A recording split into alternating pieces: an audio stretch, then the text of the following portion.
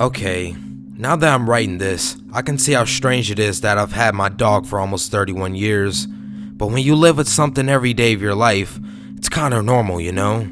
I mean, sure, it crossed my mind here and there that, hey, how come Snoop is 20, 24, 26 years old? But I never gave it extensive thought. Good nutrition and daily exercise is what I'd say and move on. It wasn't impossible, right? Snoop's always been with me since day one. I was born on August 10th, 1985, and my parents got him on August 9th, about 12 hours before I was born. They wanted me to grow up loving animals, so they got me a best friend from the start. He was the best dog in the world, and I know everyone says that about their animal, but mine really was.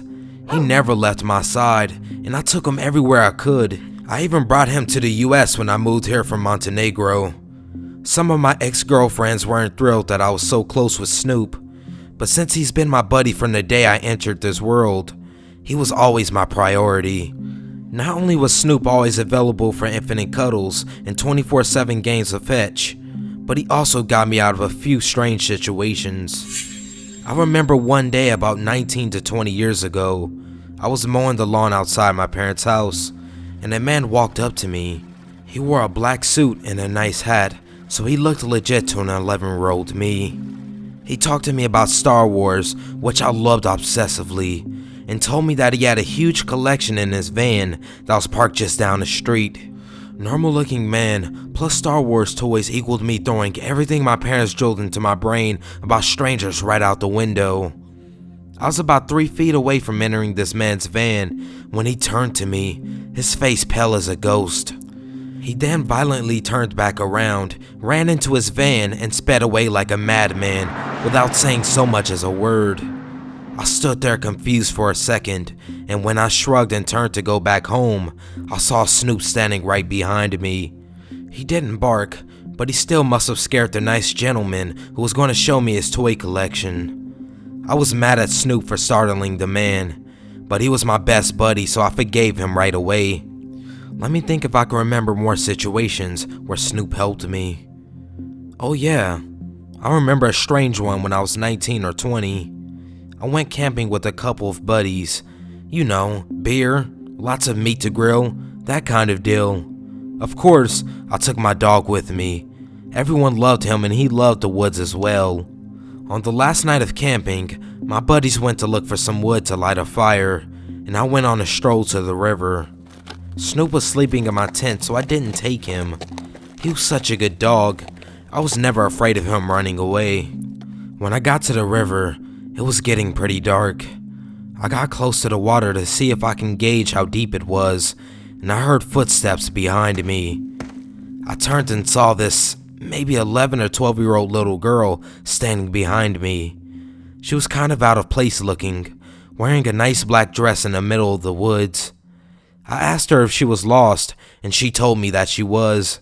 Apparently she wandered away from her parents' tent, so I helped her look, basically just following her around the forest. Just when I started thinking I may end up having to call the forest rangers, she turned to me with a smile and said that she could see her family tent in the distance. We walked up to a large black tent that I thought was empty because, well, it was perfectly quiet. And also, I assumed her parents were out looking for her. However, when she opened the tent, I saw a man and a woman sitting inside it, smiling at us. I thought it was very strange that they were all so inappropriately dressed for camping, and a man wearing what looked like a black sport coat, dark turtleneck, and black jeans, and a woman with a long black cocktail dress sitting on the ground. When a kid got inside the tent, the man finally spoke in a cheerful voice and insisted that I get in and have a drink with them, since I found their daughter and they were so worried about her. And although I found everything kinda odd, I went for it. Hey, I was never good at saying no. Right as I started stepping inside the tent, I heard whining behind me. Snoop stood some 5 feet away, whining and looking very disturbed. I'd never seen him act like that. I stepped out of the tent, and as I walked towards Snoop, I heard the man yell for me to come back inside. I still chose my dog, as I always do. When I knelt by Snoop, I thought it was weird that I couldn't hear a thing coming from the tent, or that none of them would come out. All of this was a bit too much for me, so I just yelled that I had to go back to my camp, and my dog and I left. Snoop started wagging his tail as soon as we were walking away, and I was happy that my best friend was cheerful once again. Another time a few years back, I was driving around town with Snoop in the passenger seat. That was kinda our thing, riding around and letting him look out the window as we passed the world. It started getting dark, so I turned and headed home. When we got near our house, I noticed a car parked on the side of the road with all lights off and smoke coming from under the hood. In front of it stood this girl, dare I say attractive girl, who I barely noticed because she was dressed in black and it was already so dark. I don't know much about cars, but I felt inclined to help, so I pulled over. Snoop became very restless, jumping from seat to the floor and back. I told him to relax and I got out the car, leaving him inside. The girl seemed very relieved that I pulled over. I told her I didn't know much about cars. Well, I knew nothing about them, but that I had some flares to get to her so she would at least be visible to other drivers. She thanked me as I handed her the equipment. She then asked me to take a look under the hood anyways, and again, despite me being terrible at cars, I had a hard time saying no. Plus the girl was really good looking. As I got close to her car, Snoop started acting really strange.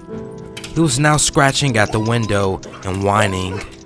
I told the girl to wait a second because I wanted to let my dog out, but she grabbed my hand and asked to just look at her engine first. Again, I put Snoop in front of everyone else, so I just smiled and walked back to my car and opened the door.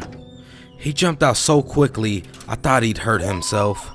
He was already over 24 years old, and his joints weren't what they used to be. When I turned my attention back to the girl, I was really surprised to see her driving away, with the hood still lifted and smoke still coming out of it. Huh? I thought. I guess she fixed it. Whatever. I didn't give much thought, really. I just picked up my flares and got back into the car, with Snoop wagging his tail right next to me. Finally, and I'm starting to notice a pattern here now that I write this. Last strange situation I can remember happened about a year ago. Snoop was feeling a bit under the weather. I mean, he was almost 30 after all, so we were just hanging out in our front yard. We live in a quiet suburb where nothing happens. Kids were riding bikes on the street while my best bud and I relaxed by the blow-up pool in the yard. I heard a loud crash followed by crying coming from the street. When I looked up, I saw a kid crying by his bike. I walked out on the street, leaving Snoop in the yard since he wasn't feeling well. He was whining, but I wanted to quickly check on the kid.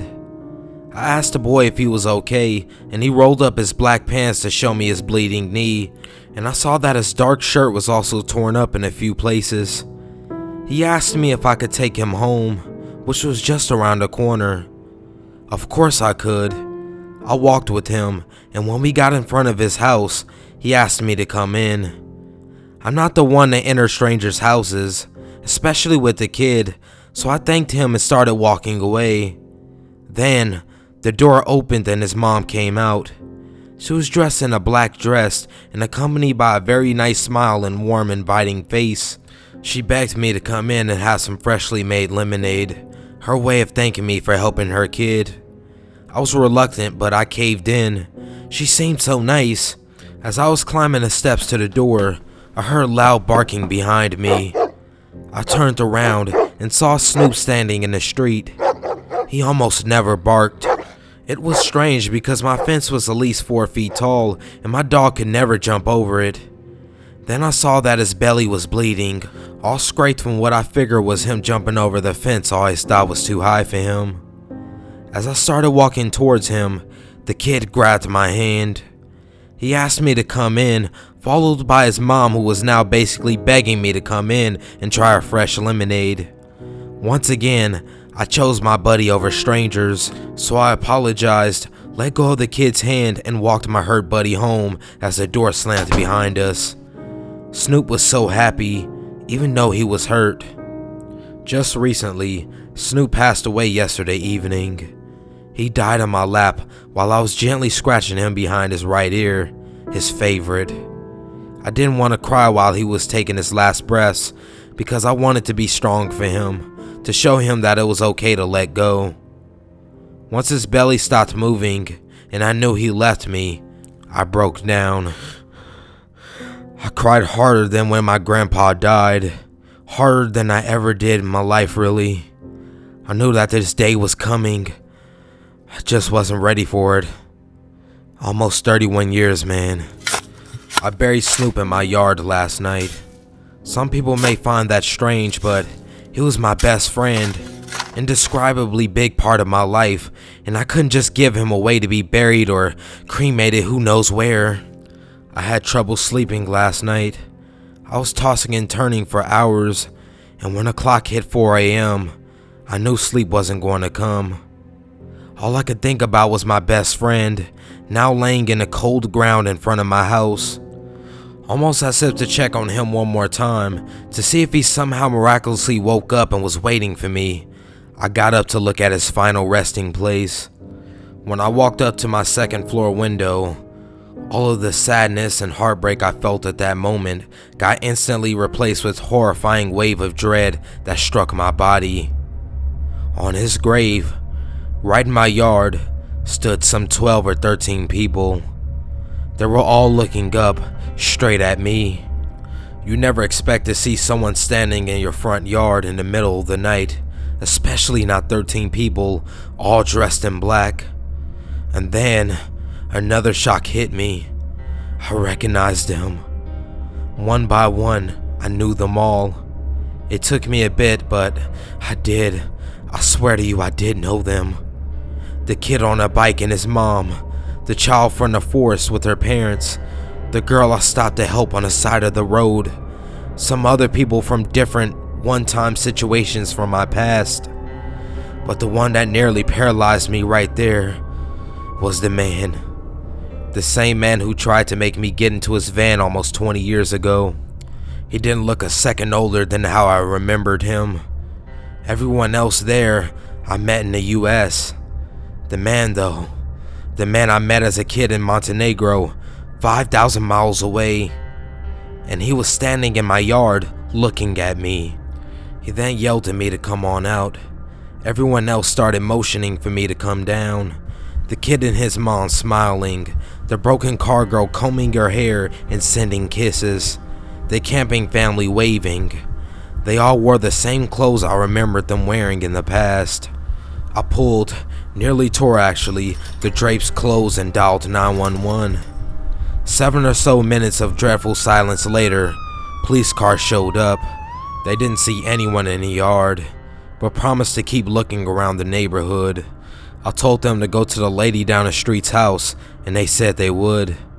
I haven't heard anything from them yet, and it's 11 a.m. I can see lots of footprints in the grass in my yard, so this definitely isn't some grief-caused hallucination. What do you guys think of all this? I'm not some sort of oblivious idiot, am I? I fully recognize the absurdity of this. I just have zero ideas on what's happening. The bizarre situation is now consuming my mind as I sit here thinking what to do next. I think I'll call my parents now. I wish I had my buddy next to me, man.